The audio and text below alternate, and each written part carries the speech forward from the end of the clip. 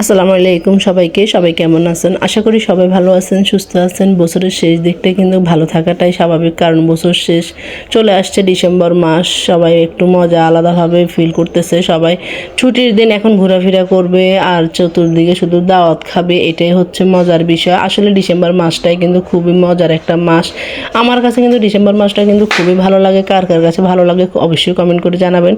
আসলে মহিলাদের আর বাচ্চা কাচ্চাদের বেড়ানো হয়, পুরুষদের কিন্তু এত একটা বেড়ানো হয় না। তারা কিন্তু কর্মস্থলে থাকতে থাকতে তাদের জীবনটা কিন্তু শেষ। আর প্রবাসীর কথা কি বলবো, প্রবাসীদের কথা তো বলে শেষ করা যাবে না যে তাদের কত পরিশ্রম কষ্ট। এদিকে আমি কথা বলতে বলতে একটা জাম্বুরা ছিলছি। অবশ্যই জাম্বুরা দেখছেন আমি কিভাবে প্যাকেট থেকে বের করছি। এটা হচ্ছে চায়না জাম্বুরা, আর এটা এত মিষ্টি, এত মজার, যেটা বলে বোঝানো যাবে না। এদিকে আমি এখন আমার ননসের বাসায়, এদিকে ননসে একটা ব্লেন্ডার মেশিন কিনছি জুসের জন্য, আলাদা করে যেন জুস খাওয়া যায়। এই কারণ ভাইয়া তো ফলের আড়ত আছে, তাই বিভিন্ন ধরনের ফল নিয়ে আসে। সবগুলো বাচ্চারা খেতে চায় না, জুস করে দিলে হয়তো অবশ্যই খাবে, এই একটা ধারণা।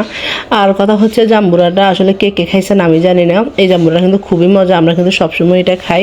এটা এত মিষ্টি হয়, কোনো টক হয় না, খুবই মিষ্টি হয়।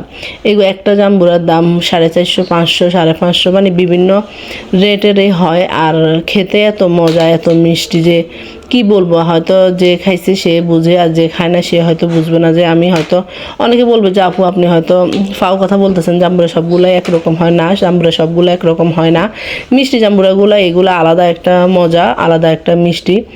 সবগুলা ফল কিন্তু একসাথে করে এখন ব্লেন্ড করে নিবে জুস বানানোর জন্য। আমরা সবাই মিলে এখন জুস খাবো। হয়তো শীতকালে জুস খাওয়াটা এখন স্বাভাবিক না, তবুও ফল আছে যেহেতু নষ্ট হয়ে যাচ্ছে, তাই এগুলো দিয়ে জুস বানাইলে দেখবেন সবাই খাবে। যেটা দেখবেন খাওয়া যায় না, এটা একসাথে তৈরি করলে সবাই মিলে খেতে পারে। সাথে দুধ দিয়ে দিতেছি, কারণ দুধ দিলে এটার মজাটাই হবে আলাদা। দুধ, চিনি, সাথে দই, আইসক্রিম সব কিছু মিক্স করে নিলে দেখবেন খেতে খুবই মজা লাগে। এখন এটা নতুন করে নিয়েছে তো ব্লেন্ডারটা, তাই একটু মানে টেস্ট করে দেখতেছে যে এটা কীভাবে চলে। অনলাইনে থেকে নেওয়া হয়েছে।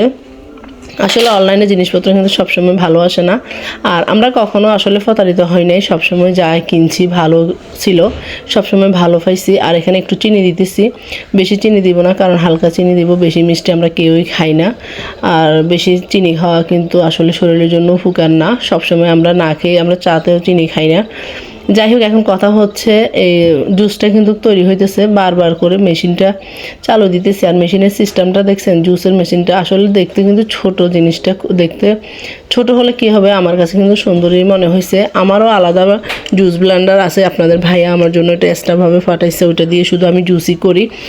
মশলার একটা আলাদা আর জুসের একটা আলাদা। এখন আমার নন্নসও একটা আলাদা কিনছে, ওনার মশলার ব্লেন্ডার আলাদা আর জুসেরটা আলাদা। এখন এখানে ভ্যানিলা আইসক্রিমটা দিয়ে দিবে। আসলে আইসক্রিম দিয়ে, দই দিয়ে, দুধ দিয়ে কখনো বানাই খাইছেন কিনা জানি না, খেয়ে দেখবেন, অবশ্যই খেয়ে দেখবেন, খুবই মজা।